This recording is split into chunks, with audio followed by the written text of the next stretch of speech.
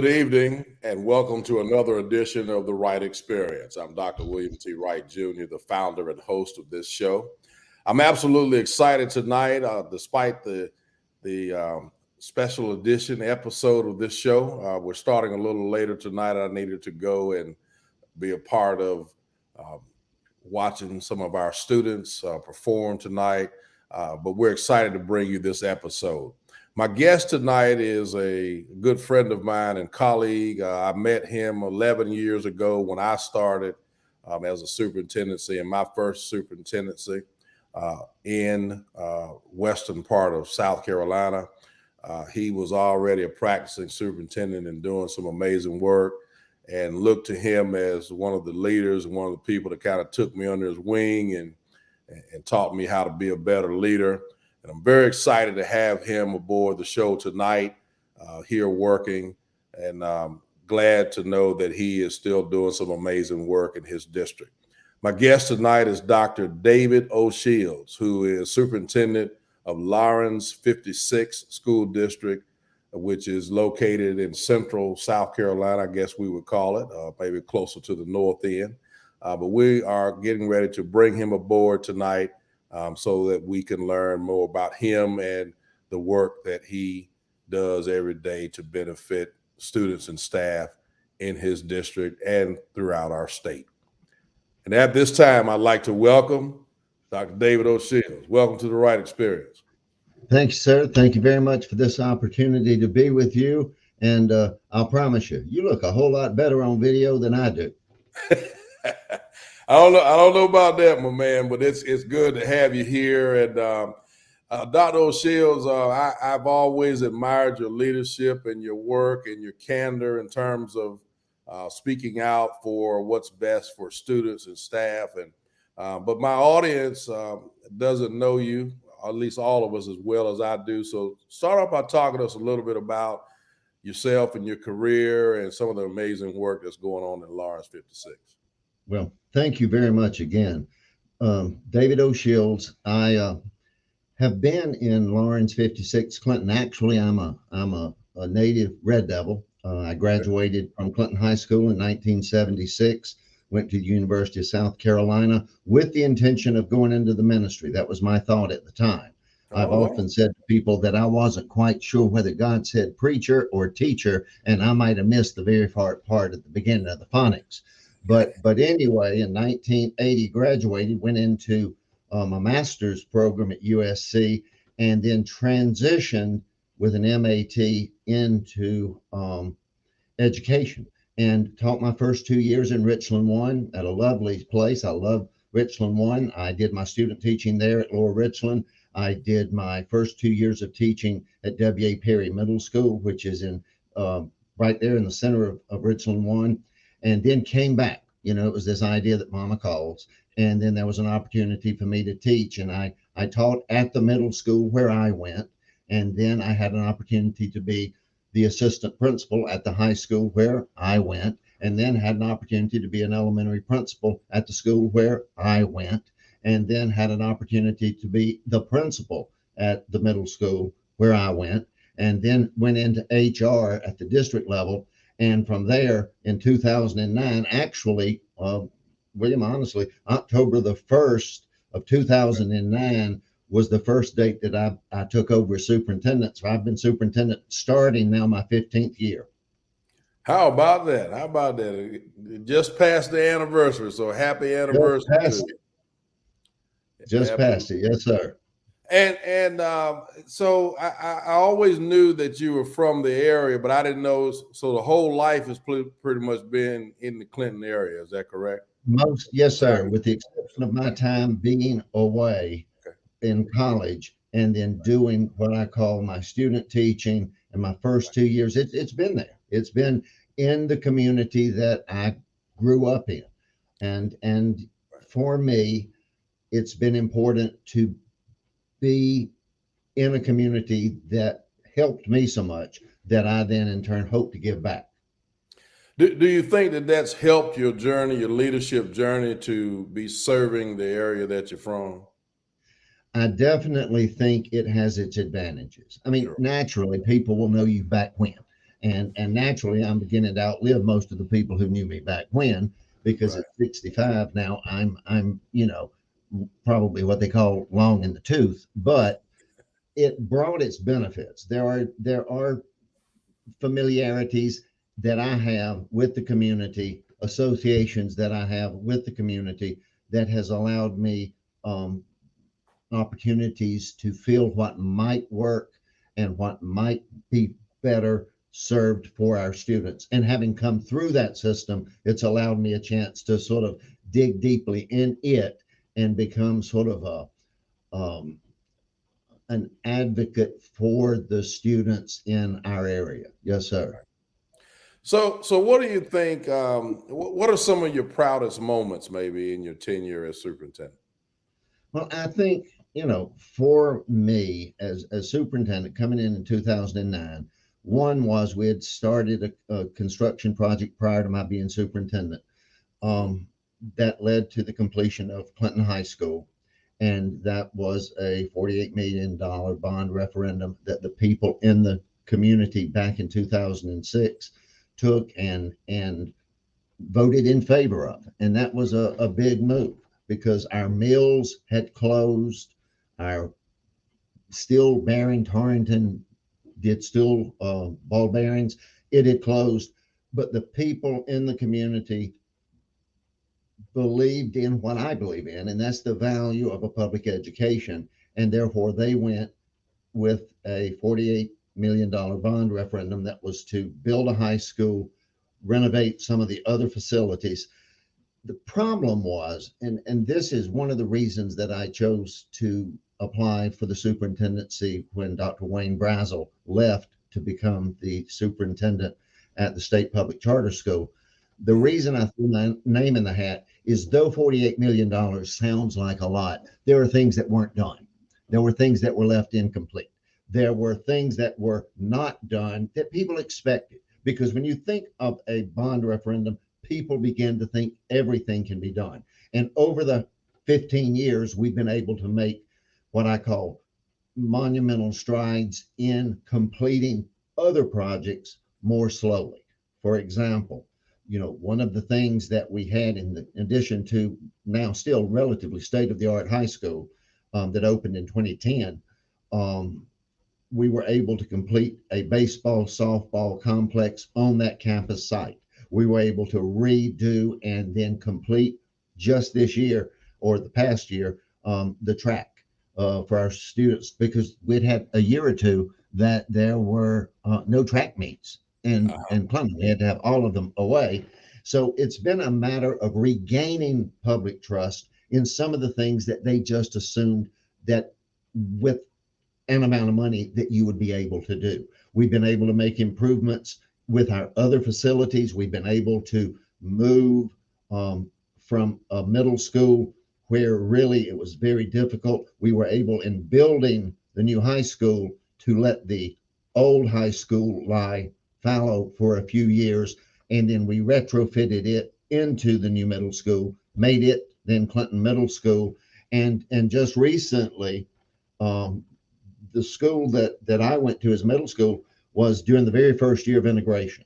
The very first year of integration, I was a seventh grader. I was at Bell Street. The good thing is, Bell Street, when it shuttered, when it closed, we kept its life and safety occupancy up.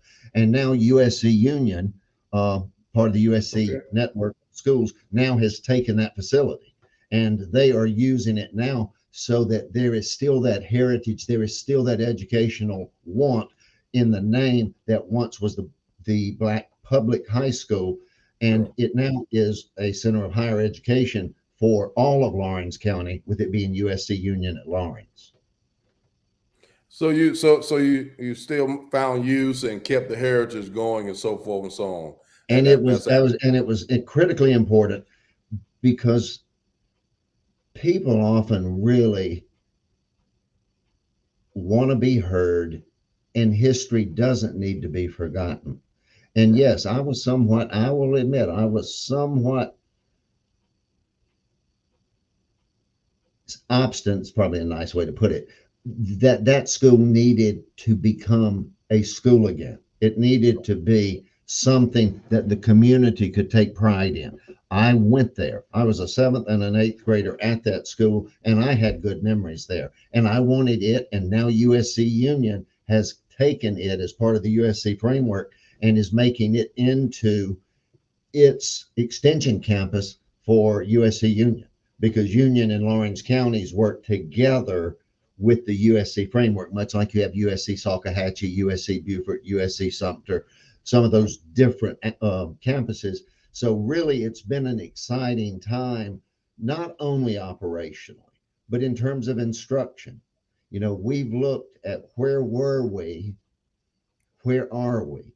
We've taken and looked within WEPEC, the 14, 15 districts now in WEPEC, and you were a member with McCormick, and that's where you and I first got to know each other back when I was younger, and you were really young. That's, But that's right. the thought was knowing the baseline Right. and understanding how can we take what we have and use what we have and be better than we otherwise would be. And that was something that we did. And back in the days of Mick Zase, he ran a regression analysis, and 2 out of the 3 years that they ran it, Laurens County School District 56, which really we just call District 56 Clinton, was the number one overachieving district in the state. Didn't mean we had the highest scores. Didn't mean we had the highest scores, but it meant based on where we were with some of the obstacles that we faced, we were able to make growth at a rate that exceeded that. And in fact, and it wasn't necessarily popular. I mean, Dr. Zase was his own man. I respect all the state superintendents. I've been through a great number of state superintendents. I find them all with their features. You can either feature to look at something half full or half empty. And in my case, even with Dr. Zase, military style, I embraced the fact that he looked and liked data. Well, one of the things that I was grateful to do was to say, how do we perform based on the resources we have with the data that you give us? You provide the data. Are we exceeding expectations? And for us, 81.4 poverty rate. That's high, relatively speaking. I know you came from a district where poverty is part of who we are in South Carolina, and poverty, unfortunately, is part of the problem that we in education will constantly deal with until we can get public education right. And that is where I think it's so important for us to rally around the features that public education provides. So much in there, but you just touched on something that I think is important. So what do we need to do to get public education right? Because people, depends on where we go, Dr. O'Shield. Some folks think that things are completely broken. Some people say, if we do just this one or two things, maybe we can get it right. So the first question I guess I would ask is it wrong? I mean, is it broken? And if so, what do we do to fix it? No, I do not. I truly do not believe that public education is broken. I do not. Right. I think there have been instances to cast public education as a villain or cast it as the heel if it were professional wrestling.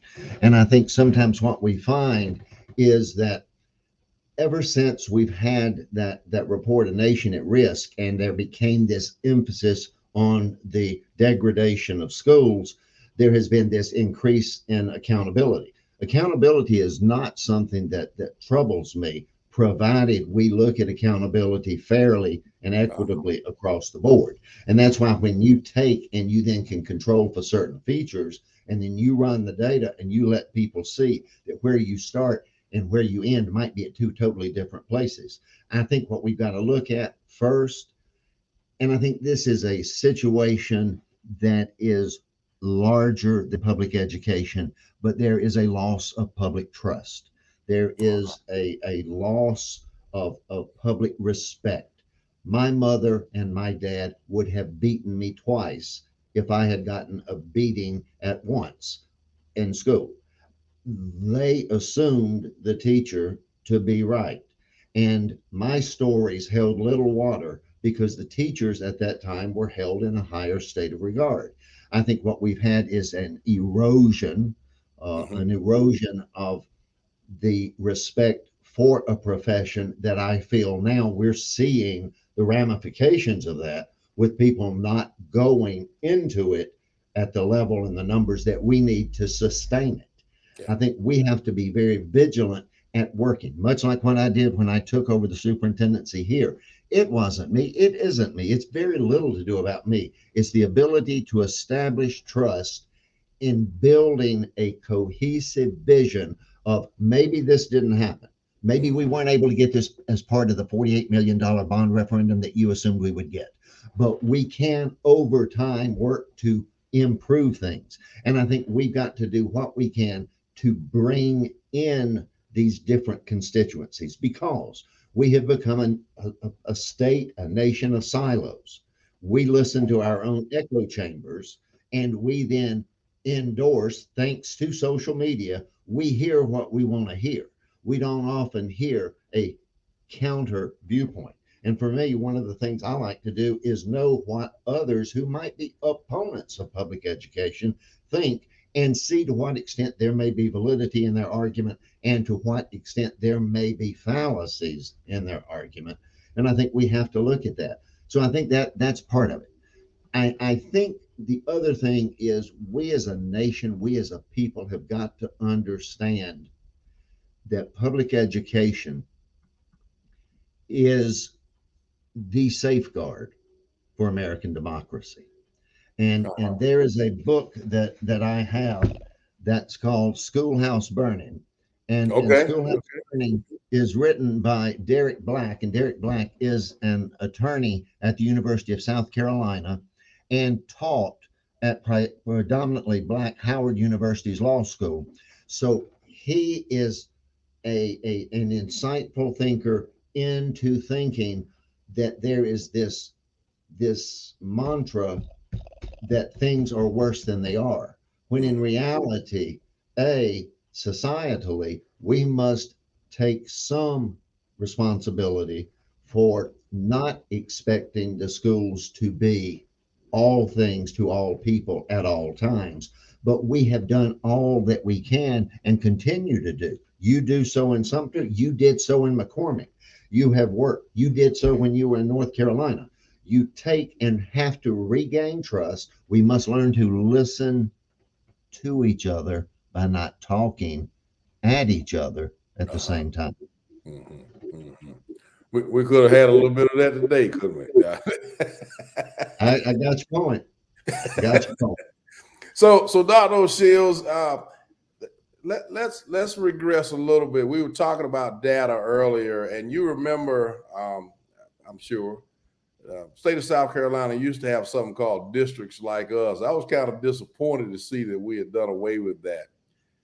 How do we tweak accountability, if you will, to make sure that districts are appropriately measured? Is there any room for that in your Well, opinion? I think you've just mentioned it because you remember it back when, because that is something that to me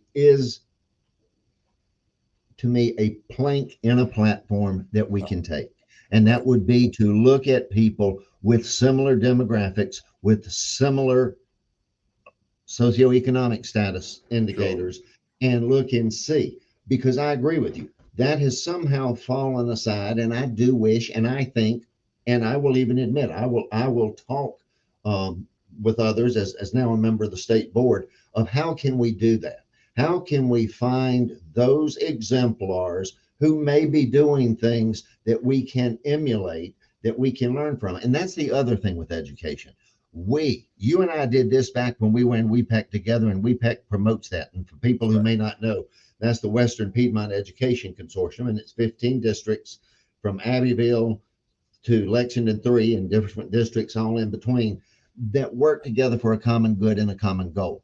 And for us, we have got to quit being insular ourselves Okay. to get a score for us to the exclusion of someone else, because ultimately we are educating South Carolina's children for the benefit of South Carolina and the nation.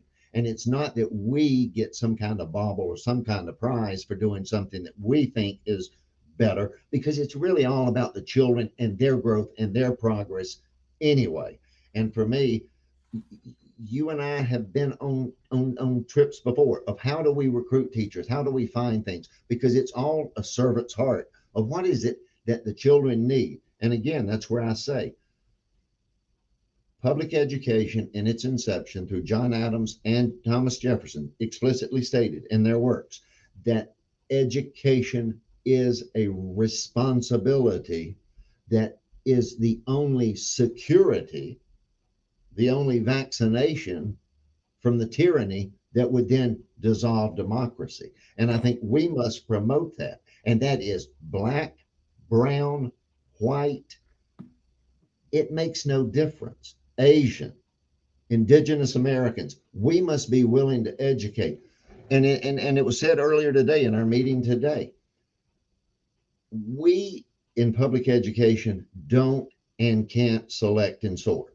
Anyone, JR said it well when he said, anyone who comes to us is entitled to receive services from us. And yet we are then held accountable for their performance when they may be at a very different level than some students in another district. And I think sometimes that the comparisons that we give and these reflections that we show, I'm taking Ms. Weaver at her word that data is only a tool and is not a weapon, because I think we must be mindful of that, because I think where we have to go is you and I look far more alike than we look different. But if we choose to only focus on the differences, then we become obsessed with only the differences. And I think what we've got to look at is how can we raise standards for all children by regaining public trust. I think there is a false narrative out there that sometimes ascribes schools to being godless hordes. Well, I will promise you, trust me, more teachers in my school are known to pray. They may not do it aloud with their classes, but they definitely are praying. I am a superintendent that begins his cabinet meetings with prayer. I believe in the power that is there, and it's sometimes given as this national narrative that we are not who we are portrayed to be, because that's a characterization that a particular group might want to use for more malevolent reasons. And I think we've got to be very mindful, and we must educate all of our children and not select and sort and push and pull, because this then creates discrepancy. And that is the whole purpose of why we look and why it took 16 years from the Brown versus Board of Education to when South Carolina fully implemented desegregation. And I think that's something that we have to be mindful of, that there are so many more things that keep us who we are as people together, as children of God, than the things that divide us. And yet, what voice do we choose to listen to? Yeah. So such amazing insight, and I think that as you said, we're hearing that data should be used as a tool and not a weapon. I just hope that we really believe that when it comes to public schools and their importance in general. I think sometimes that we're using what we believe is going on in public schools to try to determine whether or not they're failing and so forth, rather than being a part of the solution. And I'm talking about our communities and some of the grocery store conversations and thus forth. So I really appreciate that insight. You've raised a very good point, and that is, report cards will soon be released. That's right.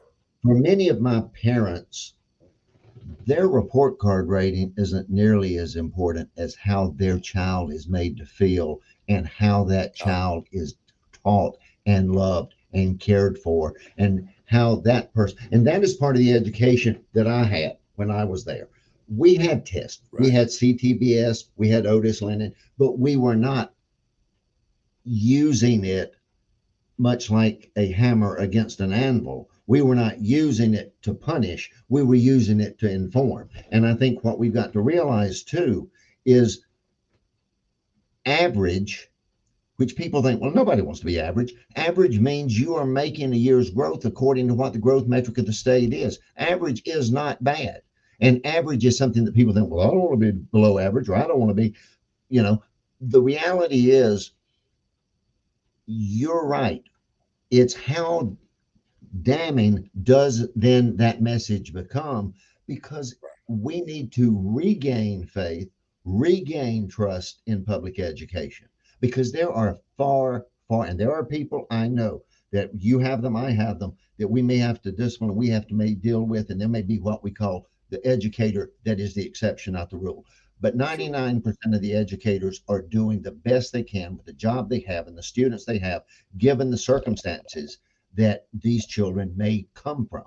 And then to hold them all to a standard that would then say be an unrealistic standard, and then tell them that they're a failure because they don't reach it. I'm not going to run a 4-minute mile. I'm just not going to do it. It's not in my, it wasn't in my gene pool in 1972. I couldn't have done it then.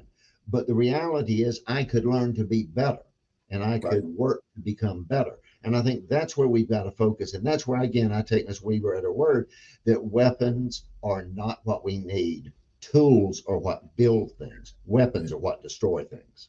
Yeah. Just the other day, it was a conversation went on, and we've got some proficiency improvements, and I'm really proud, not satisfied, but proud of them. And then we heard some comments, and I'm thinking, guys, come on now. We've got to celebrate those things that make us move forward so that we can continue to build. And that's what you're talking about with the use of tools and not using information that you discover as weapons. So thank you for that insight. It's not that we're trying to escape accountability. I welcome accountability.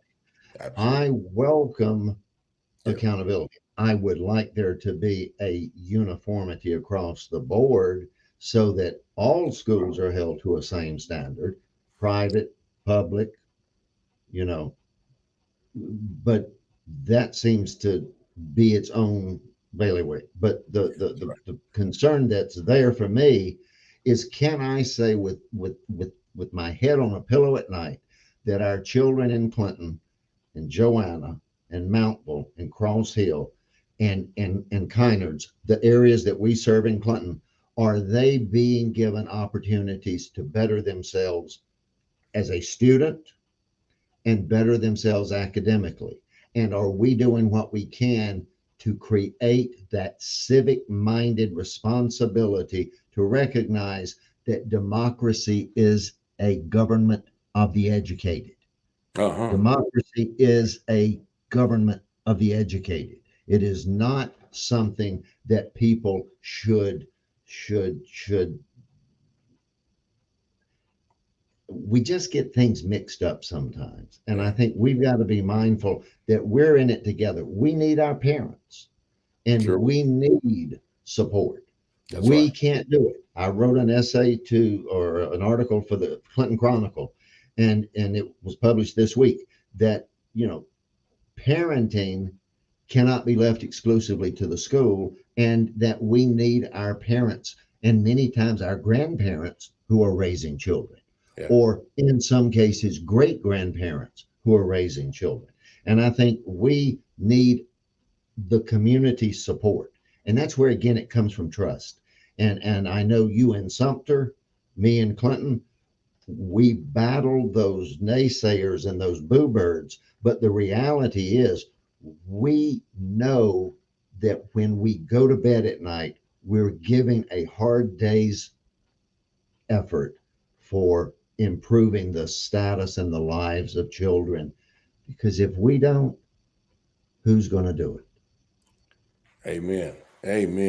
What do we tell That sounded a little bit like the preacher instead of the teacher right there. Yeah, I'm not quite sure how God chose to use me, and sometimes people say that I do get on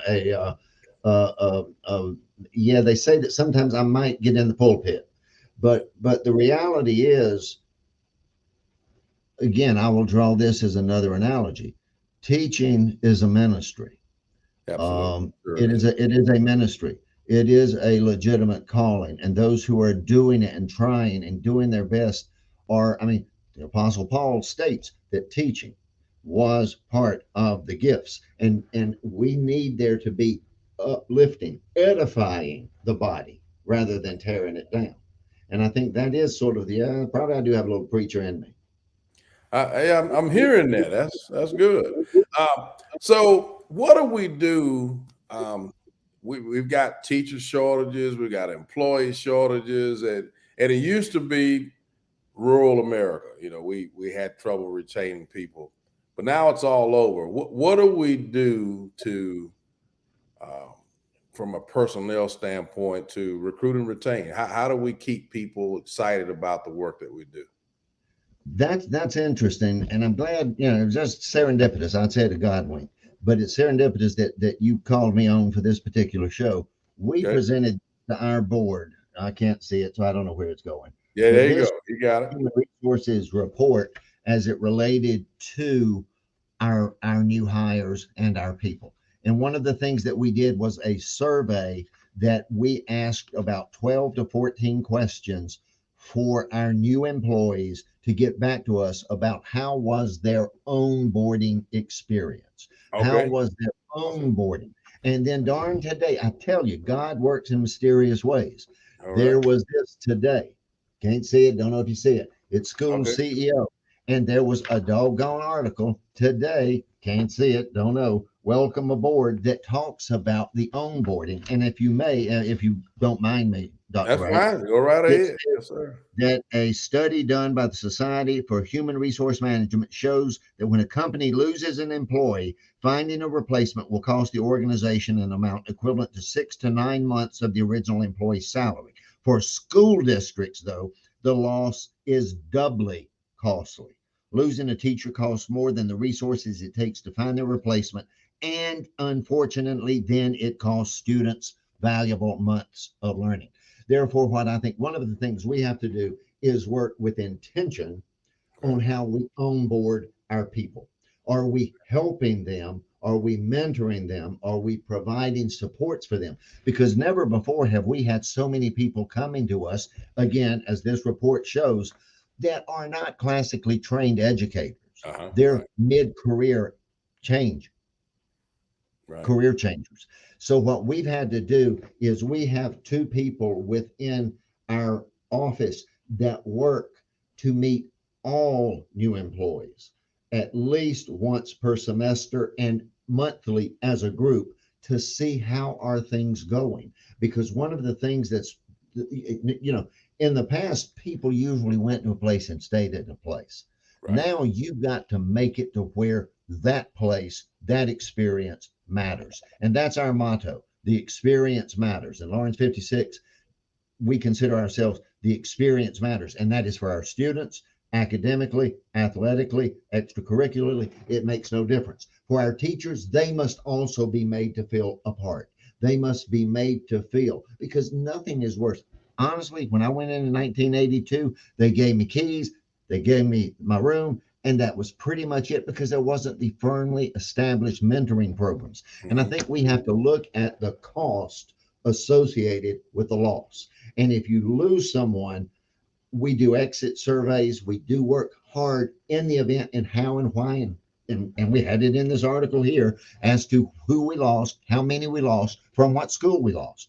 We also did, as part of this study, an analysis that I found interesting. And we have a tremendous HR director, but she looked at turnover rates for 6 years, looked over which school, and then we found where we found most of our teachers from. Again, you can't see, but we Okay. found where are those honeypots for us in college education circles. We found the 6 honeypots that for Laurens 56 are where we get most of our teachers.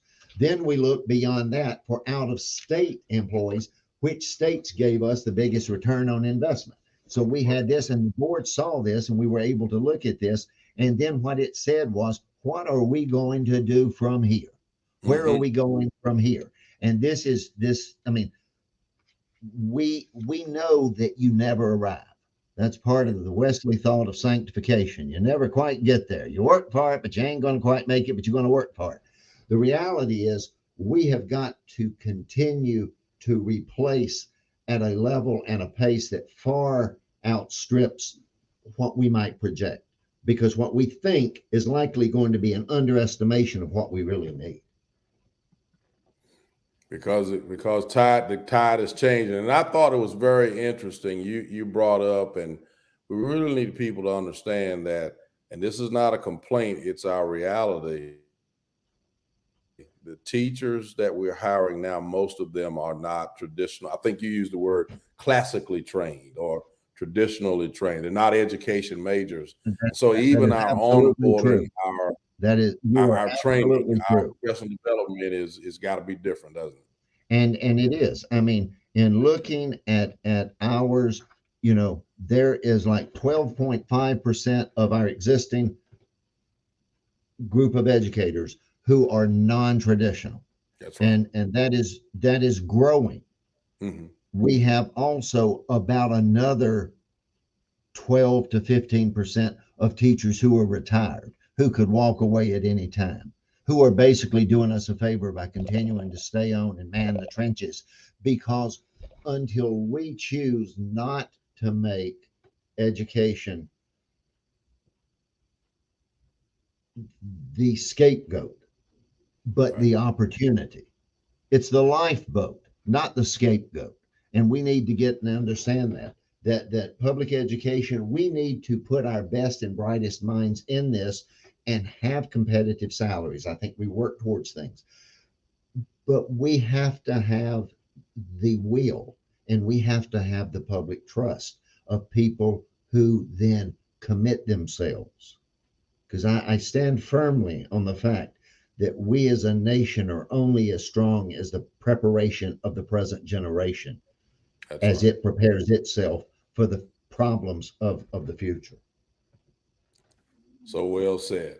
Dr. O'Shields, I pretty much exhausted my questions for tonight. I'm going to have to get you back up here because we need to go into some other stuff. But is there anything else at this point that you would like to share with my audience that would be on your heart tonight? Well, first, I want to say thank you. I think this is right in line with where we need to go. You're younger than me by far. You're a good-looking young man. I'm an older man. But the reality is you're using a social medium that allows for expression of conversation. I think we need to see social media as a platform for good and opportunities for service, as well as an opportunity for recruitment, which I think for you is an incredible opportunity to lift up your position, not only as a superintendent, but I think what we've got to do is focus on rebuilding a trust with people and recognizing that we are fallible. We are all fallible, but we are all trying. And you know, it's amazing that the people who landed on the moon with slide rules and computers the size of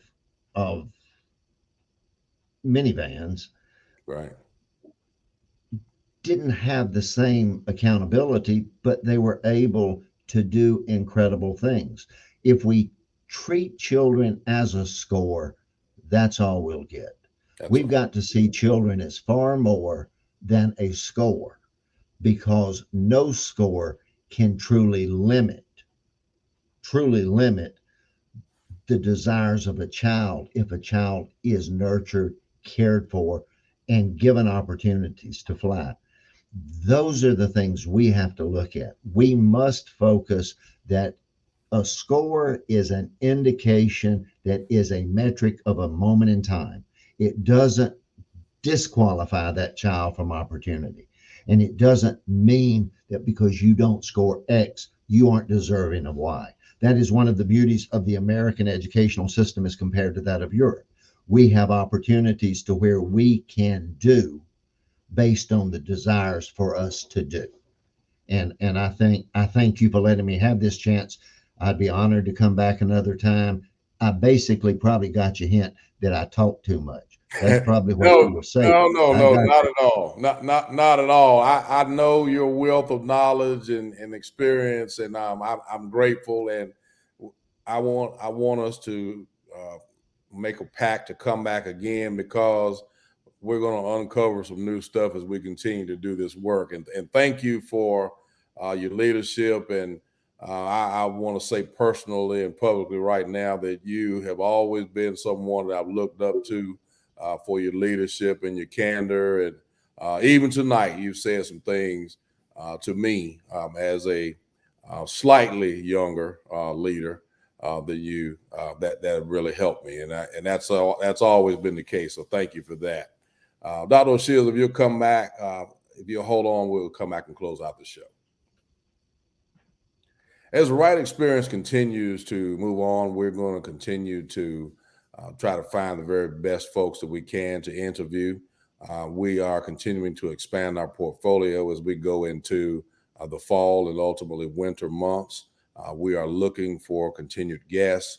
We'll be reaching out to some of you, but also as you think of people that would love to spend about 30 to 35 minutes with us occasionally to talk about just work and things and try to uplift those of us that are trying to lead and get better every day.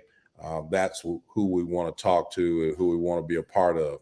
And of course, as you already know, when we get good guests, we try to invite them back occasionally to be a part of this work that we're doing. And of course, tonight, as you all see, been excited about getting Dr. O'Shields a part of this show, because I've known him now for over a decade, and his amazing leadership and insight. And certainly the students of Laurens 56 are very fortunate to have him in their corner, and the staff working hard for the benefit of children every day. And Dr. O'Shields, I just want to say again, I'm certainly proud of the work that you have done and are continuing to do over the years. In fact, when I came back to the very first superintendent's meeting and I saw you sitting up front, I said, that's good, because I know what he stands for, what he tries to do every day for children. So thank you for your work. Thank you so very much. Thank you for the opportunity. I'll be glad to come back, because one of the things that you and I must do as leaders in education is to recognize that there will now be eventually new leaders to take our places. And we need to continue to grow the pipeline. That's right. Thank you very much. And to the Wright Experience audience, thank you for watching, and good evening.